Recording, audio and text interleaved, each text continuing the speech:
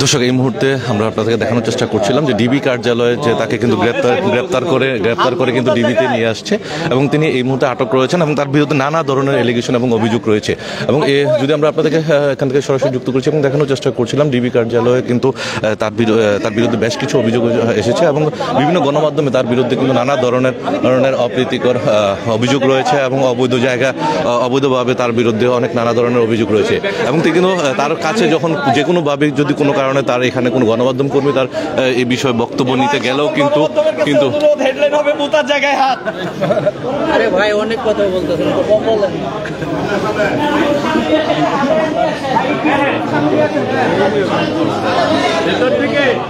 এবং আমরা দেখছিলাম যে তাকে গ্রেপ্তার করে ডিবি কার্যালয়ে নিয়ে আসা হয়েছে এবং ডিএমপি গত বেশ কয়েকদিন যাবৎ কিন্তু তার বিরুদ্ধে নানা ধরনের এলিগেশন এবং অভিযোগ এসছে এবং সেই অভিযোগের প্রেক্ষিতে কিন্তু তাকে এই মুহূর্তে ডিবি কার্যালয়ে আটক করে গ্রেপ্তার করে নিয়ে আসা হয়েছে। এবং তার বিরুদ্ধে যতগুলো অভিযোগ রয়েছে এবং প্রত্যেকটি অভিযোগের বিষয়ে তিনি যখন গণমাধ্যমের সঙ্গে কথা বলছেন নানাভাবে বিভিন্নভাবে অপ্রীতিকর মন্তব্য করেছেন এবং একই সঙ্গে কিন্তু তিনি গণমাধ্যম কর্মীদের উপরও অনেক সময় চড়াও হয়েছেন এবং সেখানেও কিন্তু তিনি অনেকের মারধরও করেছেন, এমনও ঘটনা ঘটেছে। এবং সেই প্রেক্ষাপটে সে যখন গণমাধ্যমের সঙ্গে কথা বলে তখন কিন্তু দেখা গেছে যে উগ্রভাবে আচরণ করে এবং তার কাছে যারা মূলত পথ শিশু থেকে শুরু করে বিভিন্ন জায়গা থেকে তাদেরকে তো উঠিয়ে নিয়ে আসা তার কাছে জমা দেওয়া হয় এবং সেই অভিভাবকদের উপরেও কিন্তু তিনি হামলা স্বীকার করেছেন এবং নানা ধরনের হুমকি দামকি দিয়েছেন। এবং তার কাছে কিন্তু বেশ কিছু টিম রয়েছে যারা বিভিন্নভাবে হুমকি দিয়ে থাকেন এবং একই সঙ্গে কিন্তু তাকে নানা কারণে তার বিরুদ্ধে কিন্তু যে এলিগেশনগুলো রয়েছে, অভিযোগগুলো রয়েছে এবং সেই অভিযোগগুলো কিন্তু নানাভাবে তার অনেকটা তার কথার মধ্যে কিন্তু অপরিষ্কার থেকে থাকে এবং তিনি কিন্তু ক্লিয়ার তথ্য দেননি এবং বিভিন্ন সময় বিভিন্নভাবে কিন্তু তার কাছে নানাভাবে হয়রানি করার চেষ্টা করেছেন। এবং তিনি যখন কোনো নিউজের পরিবর্তে কিন্তু তিনি মিথ্যাভাবে বর্ণনা করে কিন্তু তার একটি নিউজ তার পেজ থেকে প্রমোশন করেন এবং যেটাকে তিনি এই প্রমোশনের মাধ্যমে কিন্তু তিনি তার অপরাধকে ঢাকার চেষ্টা করেন। এবং সেই সঙ্গে যদি আমরা দেখি যে এখানে যত ম্যাক্সিমাম গণমাধ্যম কর্মী যারা রয়েছেন তারা কিন্তু আজকে এখানে উপস্থিত হয়েছেন এবং সকলে কিন্তু তার কোনো না কোনোভাবে তার কাছে ভিকটিমের শিকার হয়েছেন। এবং তিনি যে কিন্তু তার আশ্রমে কিন্তু যারা আশ্রিত হয় অর্থাৎ যারা বিদ্যা রয়েছেন বা অন্যান্য জায়গা যারা রয়েছেন তাদেরকে কিন্তু তিনি যে কোনোভাবে তাদেরকে বিভিন্নভাবে হয়রানির শিকার করেছেন। এবং অনেক ক্ষেত্রে দেখা যায় এমনও কিছু অভিযোগ এসছে যারা তার কাছে তাকে রাস্তা থেকে কুড়িয়ে কোনো বাচ্চা, বৃদ্ধা বা যে কোনো বয়সের মানসিক রোগীদেরকে যখন তার কাছে দিয়ে আসা হয় এবং সেখান থেকে কিন্তু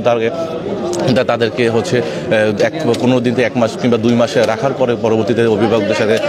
দেখতে দেওয়া হয় না এবং একই সঙ্গে তাকে তার বিরুদ্ধে অভিযোগ থাকে এবং সে হামলার শিকার হয় এবং নানাভাবে ফোনে কিন্তু হুমকি দেয় এবং বিভিন্ন উপর মহলে ঊর্ধ্বতন কর্মকর্তাদের বিভিন্ন ঊর্ধ্বতন কর্তৃপক্ষের ভাবে তাকে বলা চলে যে নানাভাবে যখন ফোন দিয়ে কিন্তু ওই ব্যক্তিকে অভিভাবককে হুমকি প্রদান করা হয়। যদি আমরা একটু আপনাদেরকে জানিয়ে রাখি যে সে কিন্তু তার বারবার বিভিন্ন ধরনের মন্তব্যে কিন্তু সে এসছে এবং তিনি বলেছেন যে বিভিন্ন সবকিছু তার নিয়ন্ত্রণে আছে এবং সেখানে তার ভিতরে যারা কর্মকর্তা ছিলেন, সাবেক কর্মকর্তা, তারা কিন্তু এই বিষয়ে তাকে যখন প্রশ্ন করে এবং কোনো কারণে কোনো সদুত্তর না পেলে তার উপরে হামলা চড়া হয় এবং সাবেক বেশ কয়েকজন কর্মচারী তার এখান থেকে হামলা শিকার হয়ে বের হয়ে আসছেন এবং বিশেষ করে মেয়ে যারা রয়েছেন তাদেরকে কিন্তু যৌন হয়রানি এমন ধরনের একটা অভিযোগ আসছে এবং বেশ কিছু যারা রয়েছেন সেই অভিযুক্তকারী এবং তারাও কিন্তু এখানে নানাভাবে হয়রানি স্বীকার করেছেন। এবং এখন যদি আমি আপনাদেরকে একটু জানাতে চাচ্ছি এবং যে এই ডিবি কার্যালয়ে যখন তাকে আটক করা হয়েছে এখন কিন্তু সে কোনোভাবে একেবারে একদম ভদ্র পরিবেশে ভাবে বলা হচ্ছে এবং সে একটা ভেষ ধরে থাকে। এবং এখন পর্যন্ত যদি আমরা একটু আপনাদেরকে জানিয়ে রাখি যে ডিবি কার্যালয় থেকে কিন্তু তাকে গ্রেপ্তার করা হয়েছে এবং যে গ্রেপ্তারের বিষয় তদন্ত সাপেক্ষে পুরো ব্যবস্থা গ্রহণ করা হবে এমনটাই ডিবি পক্ষ থেকে জানিয়েছে। এবং আমরা যদি আপনাদেরকে একটু উল্লেখ করি এবং এই মুহূর্তে যদি আমরা একটু একটু জানানোর চেষ্টা করি যে সব কিছু মিলিয়ে যে ডিবি এখন পর্যন্ত কিন্তু এই গণমাধ্যমে যতগুলো ঘটনা ঘটেছে এবং যতগুলো বিষয় নিয়ে গণমাধ্যমে রিপোর্ট এসেছে প্রত্যেকটা রিপোর্টে তদন্ত করবে এবং সুষ্ঠু একটি তদন্ত করবে। এবং যারা এখানে তার শুভাকাঙ্ক্ষী রয়েছেন এবং যারা তার কাছে শিকার বিভিন্নভাবে হয়রানির শিকার হয়েছেন এবং তারা কিন্তু সকলেই কিন্তু একটাই দাবি করছে যে যদি সে ভালো হয় অবশ্যই তাকে সকলে সাপোর্ট দিবে, যদি সে কোনো অন্যায় অপরাধ করে থাকে তার জন্য দৃষ্টান্তমূলক শাস্তি গ্রহণ করা হয় এবং দেশের যে প্রচলিত আইন রয়েছে এবং সেই আইন অনুযায়ী সর্বোচ্চ শাস্তি যেন হয় এবং সেই ব্যাপারে যেন তাকে বিষয়গুলো যেন ঘটনা হয় এবং সেই বিষয়টি যেন চূড়ান্ত করা এবং সিদ্ধান্ত নেওয়া হয়। এবং আমরা যদি দেখছিলাম যে তাকে কিন্তু ইতিমধ্যে ভিতরে প্রবেশ করা হয়েছে জিজ্ঞাসাবাদের জন্য এবং থেকে এর মধ্যেও কিন্তু ডিবির একটি টিম কিন্তু পাইকপাড়া যে তার চাইল্ড অ্যান্ড ওল্ড কেয়ার যে আশ্রমটি রয়েছে এবং সেই আশ্রমে কিন্তু অভিযান চালাচ্ছে এবং সেই অভিযানের প্রেক্ষিতে কিন্তু ডিবি আরও বিস্তারিত তথ্য কিছুক্ষণের মধ্যে জানাবে এবং সব কিছু মিলিয়ে বলা চলে এখন পর্যন্ত যে মিল্টন সমাদ্দারের বিরুদ্ধে যে ধরনের অভিযোগ রয়েছে সে প্রত্যেকটি অভিযোগকে খতিয়ে দেখবে ডিবি খতিয়ে দেখবে। এবং যদি আমরা আপনাদেরকে একটু জানিয়ে রাখি যে আমরা কিছুক্ষণ আগে একটা লাইভে গিয়েছিলাম এবং সেখানে জন্য আমি একজন সিনিয়র রিপোর্টারের সঙ্গে কথা বলেছিলাম এবং কালবেলা যে নিউজটি হয়েছিল প্রধান হেডলাইন এবং সেখানে যিনি ইনভেস্টিগেশন করেছিলেন একজন রিপোর্টার তার সঙ্গে কথা বলা হয়েছিল এবং তাছাড়া হচ্ছে বিভিন্ন ভুক্তভোগী যারা ইতিমধ্যে ইত্তেফাকের সঙ্গে যোগাযোগ করেছে এবং ইত্তেফাকের অনুসন্ধানে যাদের সঙ্গে কথা হয়েছে প্রত্যেকের সঙ্গে যোগাযোগ করা হয়েছিল এবং তারা কিন্তু বারবার জানিয়েছেন একটি বিষয় যে তারা কোনো না কোনোভাবেই তার সাথে হচ্ছে হামলার শিকার হয়েছেন এবং তার সঙ্গে তার হাতে নির্যাতনের শিকার হয়েছেন। এবং একজন ভুক্তভোগী বাবা তিনি জানিয়েছেন যে তিনি তার একটি ছেলে 2 বছরের একটি ছেলেকে কিন্তু ধানমন্ডির একটি রাস্তা থেকে কুড়িয়ে পেয়েছেন এবং তার অসুস্থতার জন্য তাকে তার চিকিৎসার জন্য কিন্তু তার আশ্রমে দিয়ে এসেছিলেন, কারণ যেহেতু তার বাসায় একটি পারিবারিক সমস্যার কারণে তিনি তাকে বাসায় নিতে পারেনি, সেক্ষেত্রে তার আশ্রমে দেওয়া হয়েছিল এবং সেখানে কিন্তু 2 থেকে 3 মাস হচ্ছে তা রাখার পরে কিন্তু ওই বাবাকে আর ওই ছেলের সঙ্গে দেখা করতে দেওয়া হয়নি এবং একই সঙ্গে যদি হচ্ছে তাকে অত্যাচার করা হয়েছে, তাকে মারধর করা হয়েছে এবং তাকে ওই আশ্রমে ঢুকতে দেওয়া হয়নি। পরবর্তীতে ওই ছেলেকে হচ্ছে ওই অভিভাবকের যে পিতা রয়েছেন এই পিতাকে কিন্তু নানাভাবে হুমকি দিয়েছিলেন এমনটিও একটি অভিযোগ এসছে। এবং এছাড়াও কিন্তু একটি মানসিক ভারসাম্যহীন এক বোনকে হচ্ছে তিনি আটক করে রেখেছেন এবং তার ভাইয়ের কাছে তাকে ফেরত দেননি এবং তিনি তার যথাযথ প্রমাণস্বরূপ নিয়ে পুলিশ নিয়ে এসেও কিন্তু তারা বোনকে উদ্ধার করতে পারেননি। এবং এছাড়াও অনেক বৃদ্ধ যারা বাবাকে যারা এখানে উদ্ধার করেছেন বিভিন্ন রাস্তা থেকে তার কাছে আশ্রমে দিয়েছেন, সেখানে তারা অভিভাবক সনদ এবং দানপত্রের টাকা কিন্তু তাদেরকে স্লিপ দিয়েছেন, কিন্তু কিছুদিন পরে হঠাৎ 1 মাস কিংবা 2 মাস পরে কিন্তু সেই জায়গা থেকেও তাকে এই অভিভাবকদেরকে কিন্তু হয়রানি করা হয়েছে এবং হুমকি দামকি দেওয়া হয়েছে এবং সেই পরবর্তীতে সেই বিদ্যারও কোনো খোঁজ মেলেনি। এবং এছাড়াও তার বিরুদ্ধে হচ্ছে মাদক সেবন থেকে শুরু করে মাদক ব্যবসা সবকিছুর সাথে অভিযুক্ত রয়েছে এবং তিনি তার গ্রামের যে এলাকাতে রয়েছে তার স্থানীয় প্রতিবেশী এবং চেয়ারম্যানরা কিন্তু নানা ধরনের অভিযোগ করেছে এবং তারা বলছিলেন যে সে তার নিজের বাবা মাকে কিন্তু ঘর থেকে পিটিয়ে বের করে দিয়েছেন এবং অত্যাচার করেছেন। সেখান থেকে গ্রামবাসীরা সবাই একত্রিত হয়ে কিন্তু তার বিরুদ্ধে সোচ্চার হয়েছেন এবং বিচার করে তাকে কিন্তু এক প্রকারের অসম্মান করে অর্থাৎ জুতার মালা গলায় দিয়ে কিন্তু গ্রাম থেকে বের করে দেওয়া হয়েছে এমনটি একটা অভিযোগ এসছে। এবং সেই নানা ধরনের অভিযোগের প্রেক্ষিতেও কিন্তু তিনি ঢাকায় এসে একটি শক্ত অবস্থান তৈরি করেছেন এবং তিনি যে সাধারণ মানুষের যে বিষয়গুলো রয়েছে এবং সেই সাধারণ মানুষের যে সেন্টিমেন্টগুলো নিয়ে কিন্তু সেই ইমোশনাল কিছু ভিডিও এবং মার্কেটিংয়ের মাধ্যমে কিন্তু তিনি কোটি কোটি টাকা অর্থ তিনি অনুদান সংগ্রহ করতেন এবং সেই অনুদানের টাকা দিয়ে কিন্তু সে নিজস্ব সম্পদ গড়ে তুলছেন। তা ইতিমধ্যে তার মধ্যে 5টি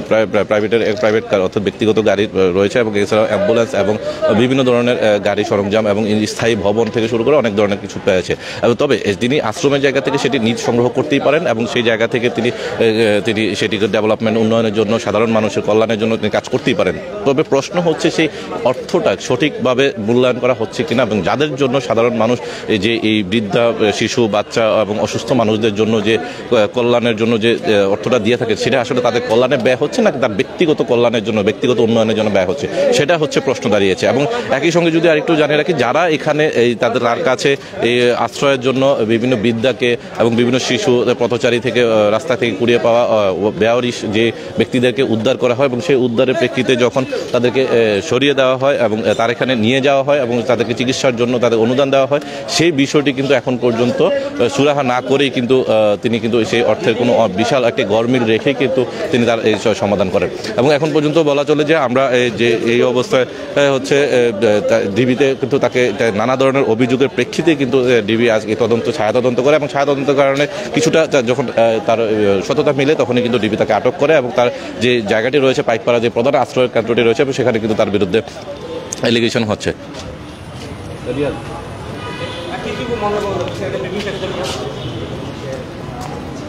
এবং সেই এলিগেশনের প্রেক্ষিতে কিন্তু তাকে আজকে গ্রেপ্তার করা হচ্ছে এবং সেই গ্রেপ্তারের পরিবর্তিতে এখন পর্যন্ত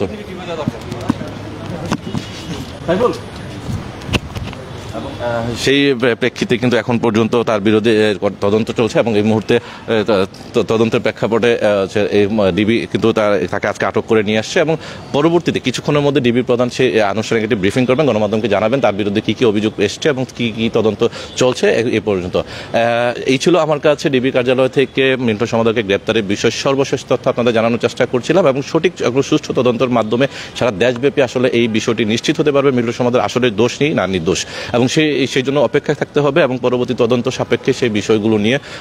বিস্তারিত আপনাদেরকে আবার জানানোর চেষ্টা করব। সেই পর্যন্ত ভালো থাকুন, সুস্থ থাকুন, ইত্তেফাকের সঙ্গেই থাকুন।